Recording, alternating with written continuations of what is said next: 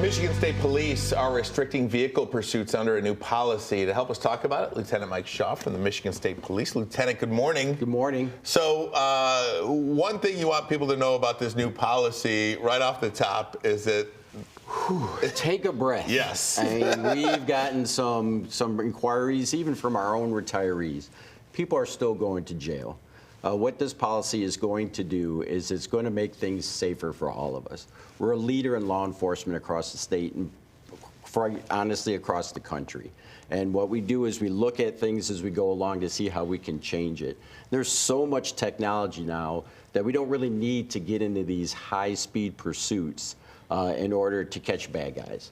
If you follow my Twitter account for here in the 2nd District, you see our helicopters out there every day. So usually what happens is people flee from the police.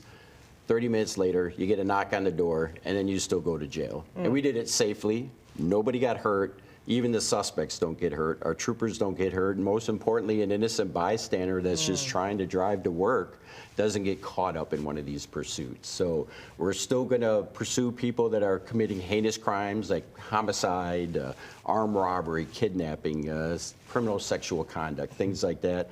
But the ones where there's not so much an expired license plate, it's just not worth it anymore, not with the technology that we have out there. Wow. So the goal is to protect the community and still get the quote-unquote bad guy, right? But just do it maybe in a slower fashion or without putting anybody at risk. And we get, I mean, people love a good old police chase, right? I mean, it leads every newscast. But what happens out there is when you get into these high-speed pursuits and everything goes great, it's a great story, right? If things go wrong, the next headline is State Police kills one person in chase. So, you know, you got to kind of look at this as what's the best way to go about our business protecting the community, and still go about our business protecting the community by not getting involved in these low-level chases, but still making sure people are accountable. And are there statistics on like a percentage of these high-speed chases that are low-level criminals, for lack of a better way to say it, you know, expired tag, child support payments, so there's a warrant out for, you know, just non-violent issues? And that's what most of them are traffic stops, right, where people for a second kind of lose their mind a little bit. You know, they get pulled over, they know they have a warrant, they know they might have an expired license or things like that, stuff that we normally would just write a ticket for, maybe tow your car and send you to court to take care of those problems. They freak out about it, and then they just take off on spur of the moment.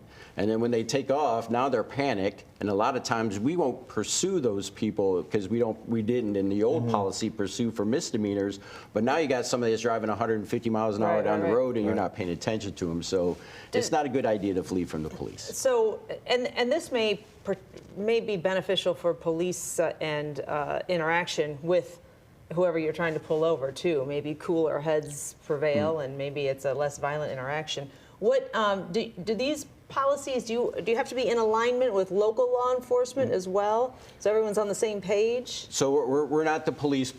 So that's what I always try to tell people is we get a lot of complaints about local police jurisdictions, but we're not the police, right? We're responsible for the members in our department. Okay. Now, as a leader in law enforcement, people do look to us and say, okay, what is MSP doing? Not only from here, and we also look at other states too. You know, what are the best practices of our profession? And it's kind of it's a pendulum, like you said. It goes from one side to the other. But right now, there's just, when I started, I didn't have anything in my car. I had 3 switches that turned on the lights, and I had a radio that sometimes worked and sometimes didn't. Now we have so much technology, from license plate readers, facial recognition, cell phone pings, all these things that we can do to catch these people and still not put the public at risk. Makes sense. Lieutenant, I wanted to ask you, there's a little event coming up at the end of next month. It's called the NFL Draft. There's going to be about 1 million people downtown at some point over the next over a 3-day period. What sort of things do you guys talk about, prepare for in law enforcement to try to help keep people safe? I'm sure there's a multi-jurisdictional So there effort. is no place that I know of across the country like law enforcement in Metro Detroit. I mean, we've done World Series, not in a while, but we've done them. We've done hockey. We've done all these stuff. We work very well together. So our job is to support the Detroit Police Department and what they're trying to do there. So yes, we talk back and forth between us, the feds, the locals. So we expect a very safe event. Absolutely. Thanks. Chief, Lieutenant, one question. I asked you about this privately. The HOV lane. Yeah. I almost got in it today, just me, and I said I'm not going to do it because Lieutenant Shah's going to be there, and I feel like he's going to say something to me. Yes. Is that a success, or what? Is that a good thing? It's a work in progress, right? So we've never had them in Michigan before. So even we are kind of like at the same boat of where, Right. where is this going to work? And if it does work, is it going to go across the state, or how does that exactly go?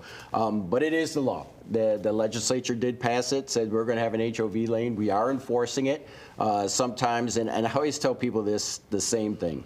If I walk up to your car and you and I have a discussion, Deanie, it's supposed to be an HOV lane. Right. Yes, I know, Lieutenant Shaw, I'm sorry. I didn't mean to do it.